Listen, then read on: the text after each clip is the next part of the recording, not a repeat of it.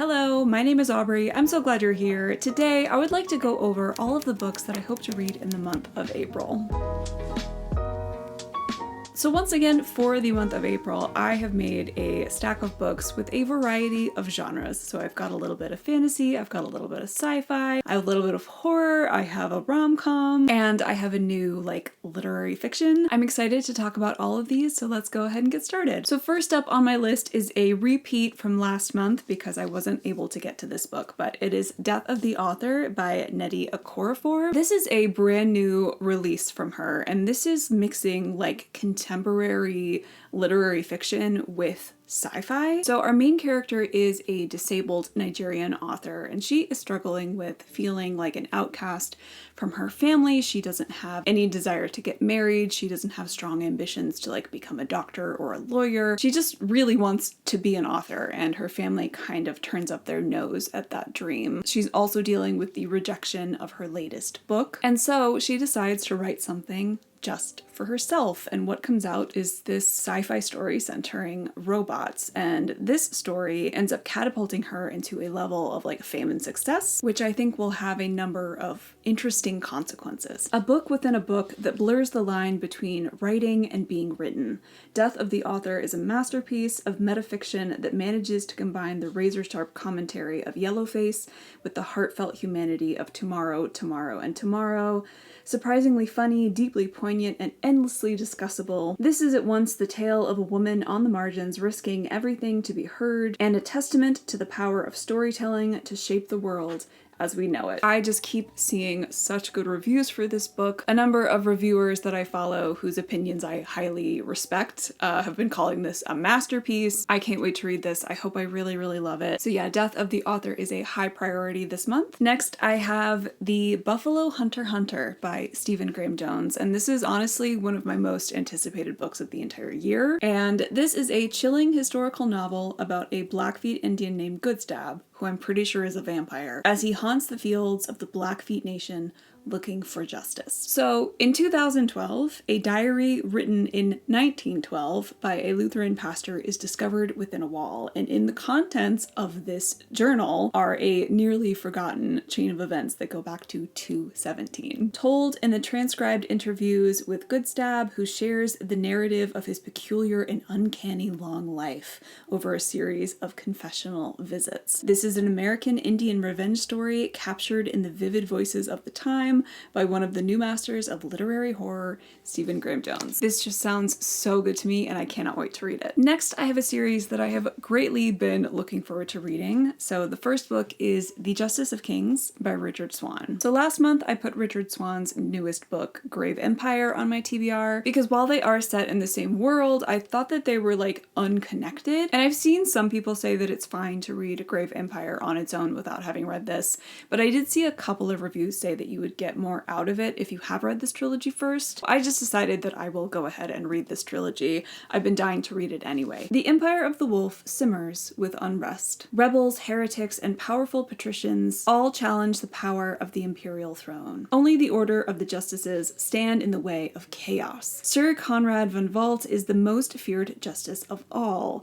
upholding the law by way of his sharp mind, arcane powers, and skill as a swordsman. At his side stands Helena Sidanka, his talented protege, orphaned by the wars that forged in the Empire. When the pair investigates the murder of a provincial aristocrat, they unearth a conspiracy that stretches to the very top of imperial society. As the stakes rise and become ever more personal, Von Volt and Helena must make a choice.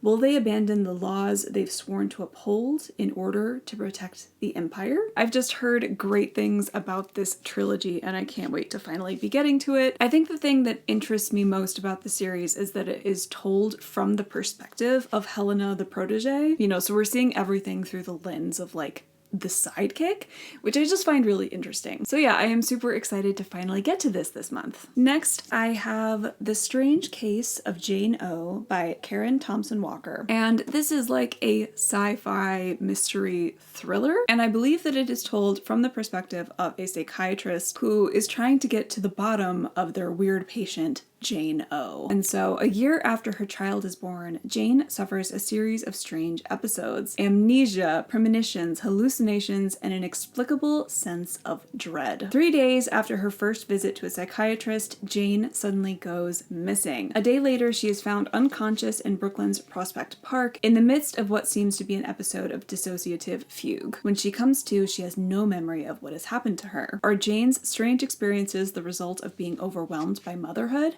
or are they manifestations of a long-buried trauma from her past? Why is she having visions of a young man who died 20 years ago and who warns her of a disaster ahead? As Jane's symptoms lead her psychiatrist ever deeper into the furthest reaches of her mind, he begins to question everything he thinks he knows about so-called reality, including events in his own life. Karen Thompson Walker's profound and beautifully written novel is both a speculative mystery about memory, identity, and fate, and a mesmerizing literary puzzle about the bonds of love between mother and child, between a man and a woman, and among those we've lost but who may still be among us. This one just sounds really, really interesting, and I've been dying to pick it up since I got it from Aardvark. A quote on the back from Karen Russell says, "A brilliant and unforgettable novel, at once a metaphysical thriller, a psychological mystery, and a profound love story.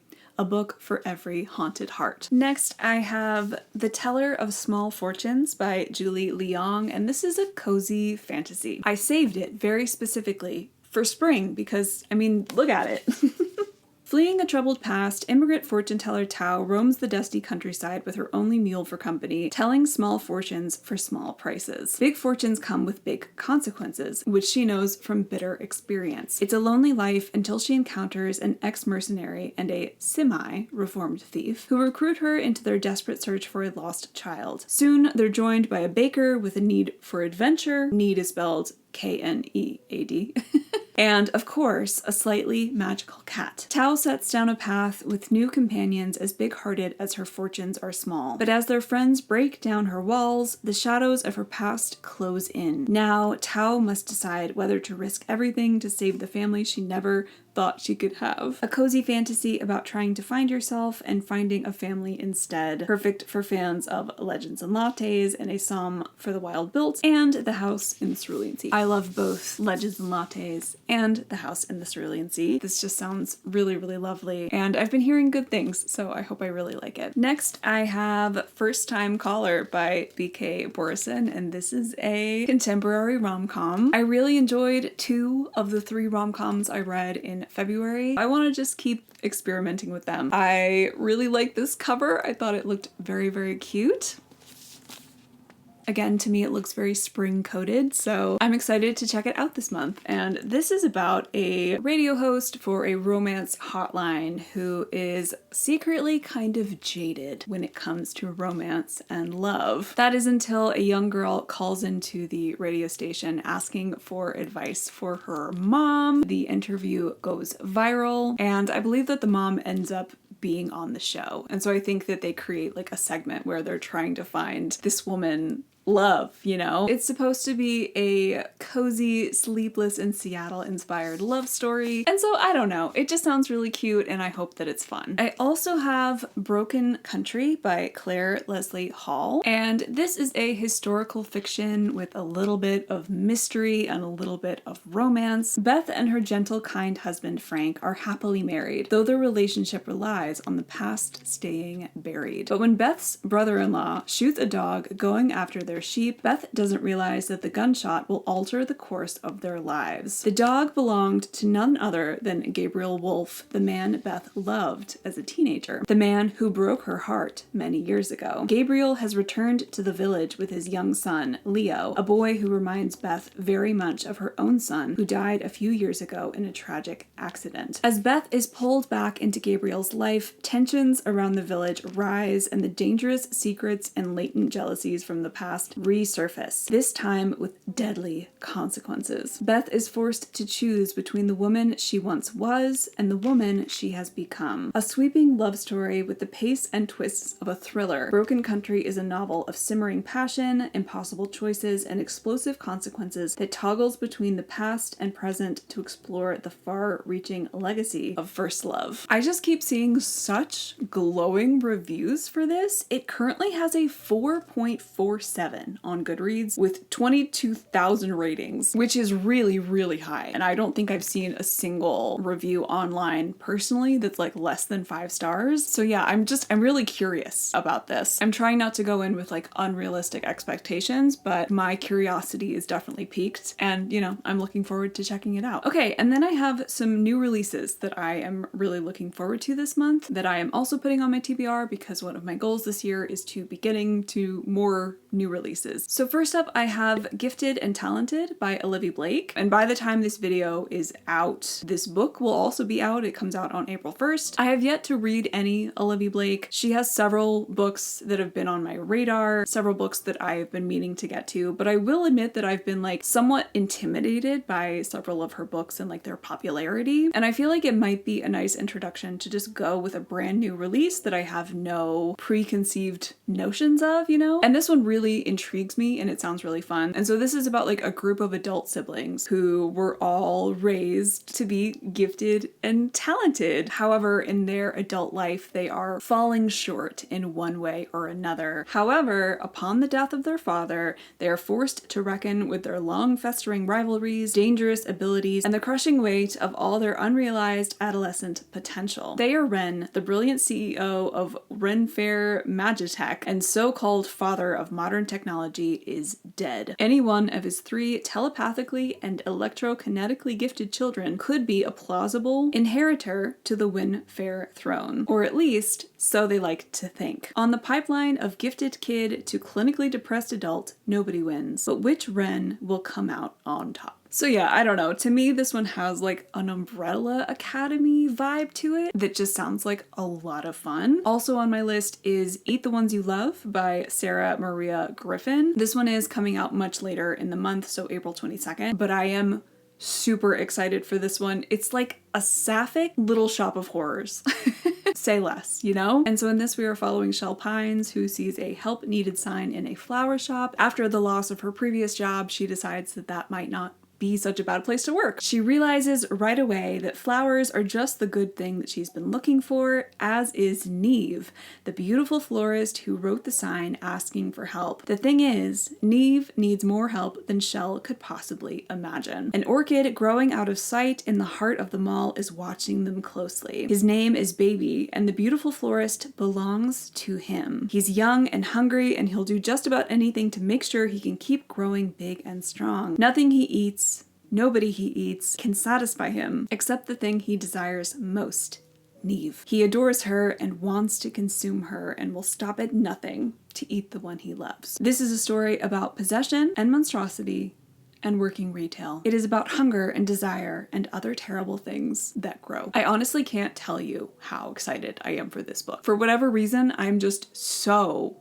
hyped for this book. I don't know. I need to get my grubby little hands on it as soon as it comes out. I also have When the Wolf Comes Home by Nat Cassidy, and this also comes out on April 22nd. And this is another horror about a woman who finds a 5-year-old runaway hiding in the bushes outside of her apartment. After a violent, bloody encounter with the boy's father, she and the boy find themselves running for their lives. As they attempt to evade the boy's increasingly desperate father, horrifying incidents of butchery follow them. At first, Jess thinks she understands what they're up against, but she's about to learn that there's more to these surreal and grisly events than she ever could have imagined. And that when the wolf finally comes home, none will be spared. I just keep seeing really high reviews for this one as well, which has me really, really hyped up for it. And then I also have Bat Eater and Other Names for Cora Zhang by Kylie Lee Baker, and this comes out on April 29th, so very, very late in the month. However, it was an aardvark pick, which is very exciting, which means that I will be able to get it early. And this is another one that I am just like chomping at the bit for. And so this takes place after the pandemic, and we're following Cora Zhang, who is a crime scene cleaner. And she has noticed a trail of bat carcasses that have been left at crime scenes, specifically for East Asian women. In this explosive horror novel, a woman is haunted by inner trauma, hungry ghosts, and a serial killer